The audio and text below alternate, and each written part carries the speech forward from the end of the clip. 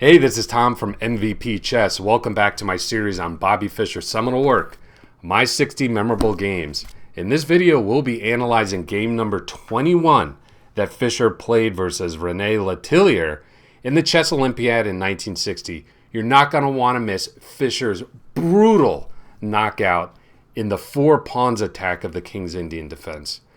Before we get started, don't forget to smash that subscribe button and join Team MVP. I really appreciate your support. So, René Letelier was an international master from Chile. He played in 7 Chess Olympiads for his country, including on board one in 1960 in Germany against none other than Bobby Fischer. So, after d4, knight f6, c4, pawn to g6, knight c3, bishop g7, e4, we have a main line of the King's Indian. Now, the main move here, and this was not the game continuation, but the main move in the King's Indian is d6, okay, preventing a quick e5. And White has various systems at their disposal. Probably the most ambitious and the most aggressive setup against the King's Indian is the so-called 4-pawns attack. So, White builds an absolutely massive center. But the downside of this opening is that White's development is lagging and the king can often get caught in the center. So after castles, e5, knight e8, this is a main tabia of the 4-pawns attack. So let's look at what happened in the game continuation. After e4, Fischer doesn't play the normal move d6. Instead, he just castles. And I think he did this to provoke Letelier forward. He wanted him to play the 4-pawns attack and overextend himself. And then Fischer would look to chip away at the center, rapidly open the position, and try to attack the king. So Letelier bites. He plays pawn to e5, and Fischer said that this was very weak. The knight drops back, and after f4 d6, you can see that we have a direct transposition to a main tabia of the 4-pawns attack.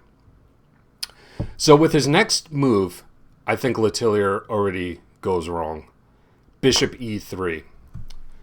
So if there's one thing I tell my students more than anything else, and I probably say this phrase 100 times a week, that is to control the center, rapidly develop your pieces, and castle your king. So by building this large center and then following it up by developing the queen's bishop, look at Letelier's kingside development, or lack thereof. It's non-existent.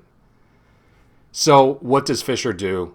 Of course, c5, great move. He's going to look to just blow up the center of the board, rapidly develop his pieces, and just knock out Letelier's king.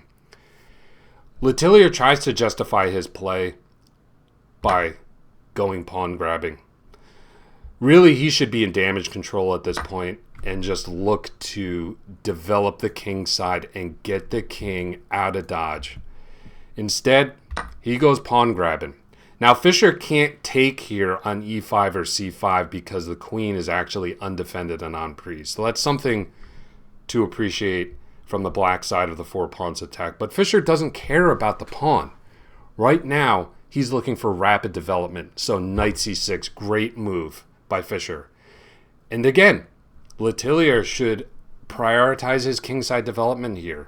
Just be content giving back the pawn and live to fight to the middle game. But he keeps grabbing pawns. C takes d6. And after e takes d6, he commits another cardinal sin in the opening. Knight e4. He moves the same piece twice. So when you move the same piece more than once in the opening, now, of course, there can be situations where this is justified, but generally speaking, moving the same piece more than once is not a good idea because, by definition, you're not moving and developing your other pieces. You're going to lag behind in development, which means your king is not going to get to safety, and you could be subject to a vicious attack. So, Letelier played knight e4, I assume, to put more pressure on d6. Fischer, of course, doesn't care about the pawns in this position and plays another great move, bishop f5. Boom. I love this move. Rapid development with gain of time. Now, in the game, Letelier played knight g3, which was an unmitigated dumpster fire. Instead, he should have been in damage control and gone in for this rather forced line that Fischer gives in his annotations. Knight takes d6. And after these captures, notice Fischer's dark squared bishop is now fully operational on the long diagonal. That's probably why Letelier was hesitant to go in for this line. But after rook d1, knight b4, Fischer is threatening bishop c2 here, trapping the rook, which is why he gives king f2, giving the rook a retreat square on e1 if necessary. Fischer gives a5. And here, Fischer says that black is better, but that white might have some drawing chances in this position. And you can see black is clearly better with active piece play. His rooks are connected. White is severely lagging behind in development. And Fischer's going to pick up one of these pawns back in short order with interest. Instead, he goes knight g3. Fischer ducks the bishop back to e6. And after knight f3, Letelier finally develops a piece on the king side. But it is too little too late at this point. Queen c1, and Letelier just goes in for a penny, in for a pound in this position. Of course, he should play a move like bishop e2 and short castle here. Just get the king out of the center. But instead, he has delusions of grandeur with this attack that's just never going to come to fruition. So he plays queen b1. Again, another cardinal sin in the opening is moving your queen too early. Very often, moving the queen early subjects the queen to early attacks where it can win your opponent a tempo or two and really accelerate development. Here, it's just neglecting the development of the bishop on e2 and the ability to castle. But Letelier has a concrete plan in mind. He wants to get this move f5 in. So that was a justification of b1, but Fischer really refutes this in brilliant style. D takes e5, f5, and I will turn it over to you for the first time in this position. Black to play. All right. This is a Paul Morphy position, right? White is lagging behind in development. Black's forces are totally mobilized. Did Fischer retreat the bishop, or did he find a better move? Have a think and pause your videos.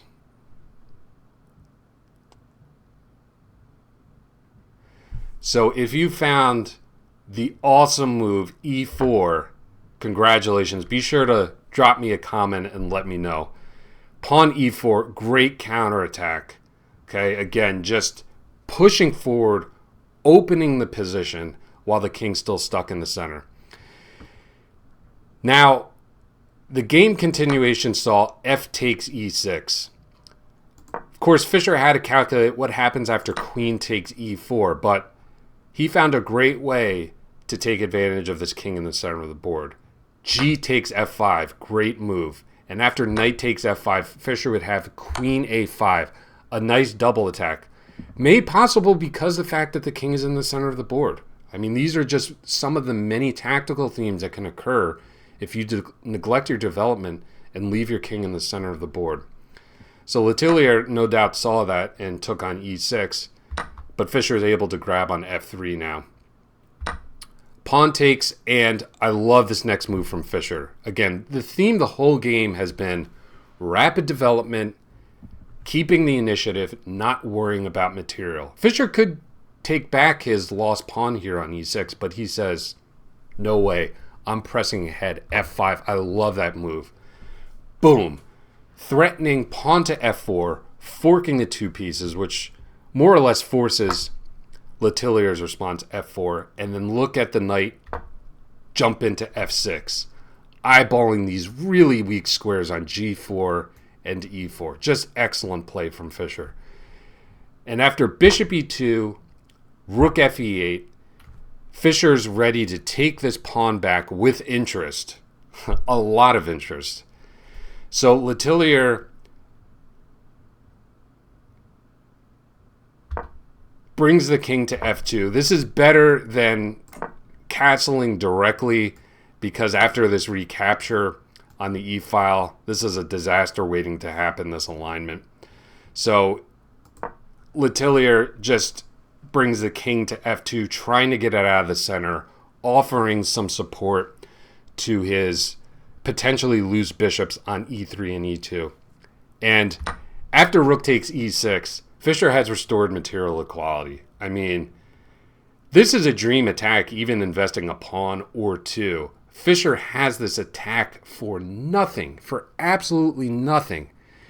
And he simply just doubles up on the e-file. So he's achieved absolutely perfect coordination with his pieces and is ready for a decisive blow. Meanwhile, White's position is an absolute train wreck. So the bishop's under attack.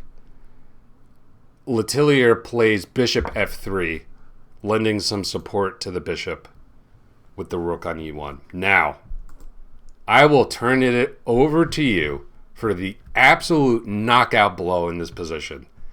Fischer has done a masterful job rapidly developing his pieces, building up a great initiative. Early on, at the cost of a pawn or two, now material's been completely restored and he just has an absolutely free attack. But he's got to find a knockout blow. I will let you try to find it. Black to play. What did Fischer play here?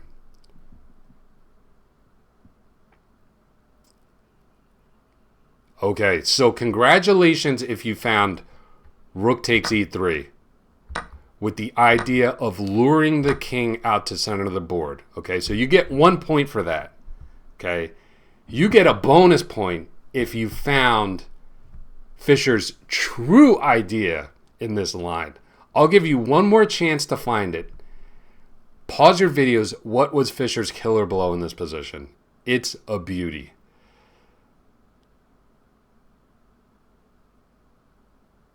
So this is just such a great illustration of how to take advantage of poor development, a king stuck in the center. Fischer plays the spectacular queen sacrifice.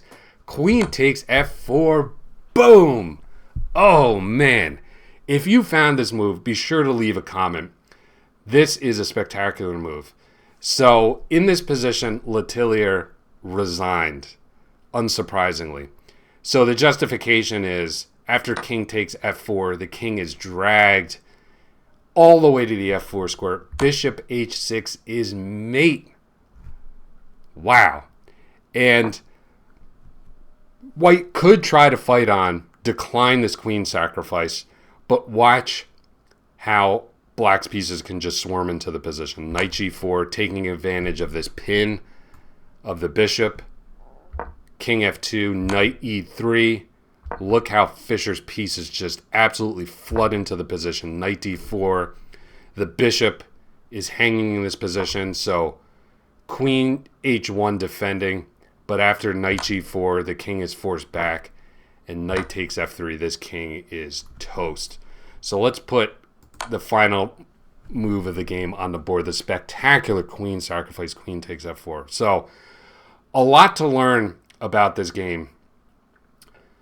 Be sure that you always prioritize not only central control, okay, but also your development and your king safety. Letelier really just prioritized that first element, the center, and really neglected his development and really neglected his king safety. So be sure to do that in your own games. And if your opponent fails to do that, look at Fischer's model play. Okay, he quickly opened the center. He didn't mind giving up a pawn or two for rapid development so that he could get at the king that was stuck in the center and finish off a brilliant attack. So I hope you enjoyed my analysis of Game 21. Don't forget, smash that subscribe button, join Team MVP, and turn on your notifications. You're not going to want to miss my next installment, which is game number 22. Thank you so much for watching. I'll see you next time. Bye.